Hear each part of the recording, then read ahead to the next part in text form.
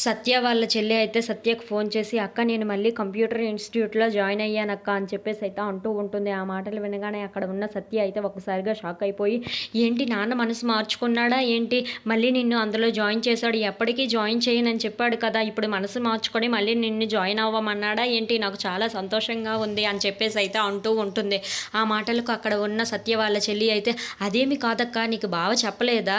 మొన్న ఖాళీగాడినైతే ఇంటికి తీసుకొని వచ్చి చితకబాదాడు బావ.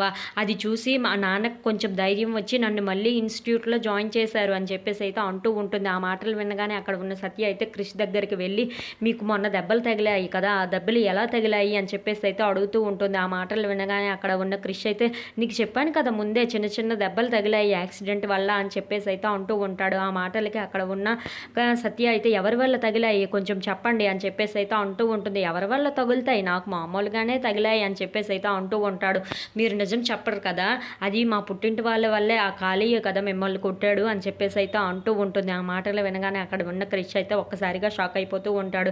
సత్యకి ఈ విషయం ఎలా తెలిసింది అని చెప్పేసి అయితే అనుకుంటూ ఉంటాడు. "మా పుట్టింటి వాళ్ళ వల్ల మీకు ఈ దెబ్బలు తగిలాయి కదా!" అని చెప్పేసి అయితే అంటూ ఉంటుంది. ఆ మాటలు వినగానే అక్కడ ఉన్న క్రిష్ అయితే, "అదేమీ లేదులే వాళ్ళు కూడా నా ఫ్యామిలీయే కదా!" అని చెప్పేసి అయితే క్రిష్ అంటూ ఉంటాడు. If you like this video please like, share and subscribe.